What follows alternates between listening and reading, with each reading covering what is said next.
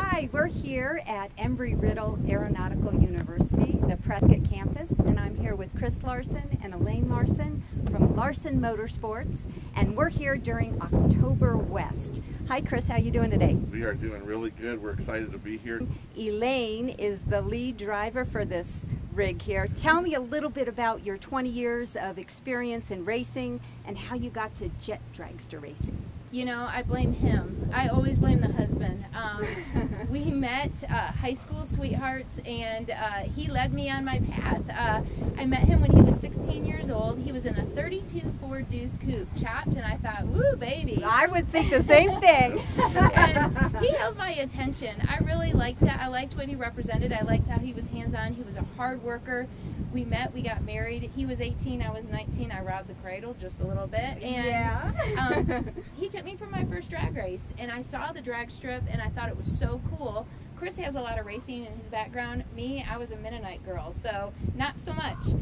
But, you know, he took me to the racetrack. I fell in love with it, and Chris has allowed me to live my dream for the last 20 years. Well, tell me this. I know you have a passion for speed, but you also have such a passion for mentoring these students. Tell me a little bit about how that started. It's true. So many of these Elaine and I can see. You know, Elaine and I are in our 40s now, and we can see ourselves in these college students that are bright young minds that want to learn.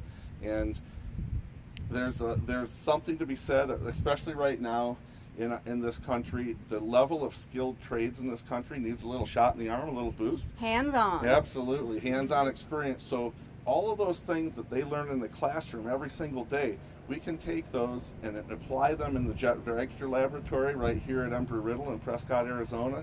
This being a DoctorBioDiesel documentary, we're going to be sponsoring a senior project here at Embry-Riddle Aeronautical University, and they're going to actually build a biodiesel reactor. And I know that that is of some interest to you, Chris.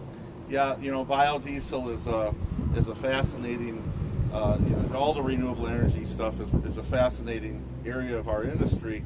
And one of the unique things about turbine engines, particularly, you know, these are kind of some old relic engines that we use. Some of these things are, what, 50, 60 years old occasionally. So, and the great thing about those is the simplicity that comes along with that design. I always joke with people and say, you know, we could burn bean burritos in these things if we could ram them through the fuel lines. But there's a little bit of truth to that, because we have done biodiesel testing in the past. Wonderful. And we have a car that was actually a Daytona-based car, but we did a lot of biodiesel testing with that. And one of my backgrounds is a little bit of engineering physics. I'm a pilot too, but really my passion is getting my hands dirty and working with the tools and so on. The biodiesel project is a really fun project for us. We have students involved there. It's really exciting to hear that they're going to work with you here in Prescott, Arizona. Hopefully we can maybe merge some of those efforts at some point. And really, I think that just as important as making a difference to the world in green energy is really being able to make sure that these fuels that we develop are actually a legitimate alternative to some of the fossil fuels that we have that we know today so well. It's not that fossil fuel is going to go away, don't get me wrong, but if you can supplement in certain areas, we've run up to 20% biodiesel. So a B20. A B20, and which doesn't sound like that much, but it's quite a bit when you talk about 1/5 of a gallon of fuel. Now this car is going to burn 1.5 gallons to 2 gallons of fuel a second, and there's a ton of people, as we all know, that have done a lot of piston engine research with ethanol and then with biodiesel in piston engines and trucks and buses and so on.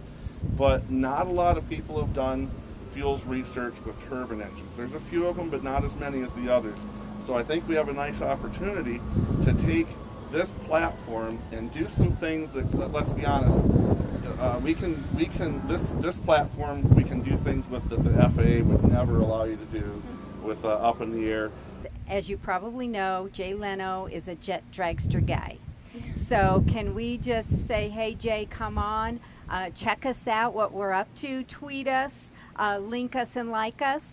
You know, Jay Leno is a great car guy. He has an entire museum that's an amazing place. He believes in this country, he believes where we came from, and he's one of the key people that can help bring us back to where we deserve to be. Yeah. So come check us out, Jay. Anything you'd like to say to Jay? Hey Jay, how about you come race me sometime? Come on, you can do it. You wouldn't want to get beat by a girl now, would you? Now that's an invitation, and Mavis, you better come along.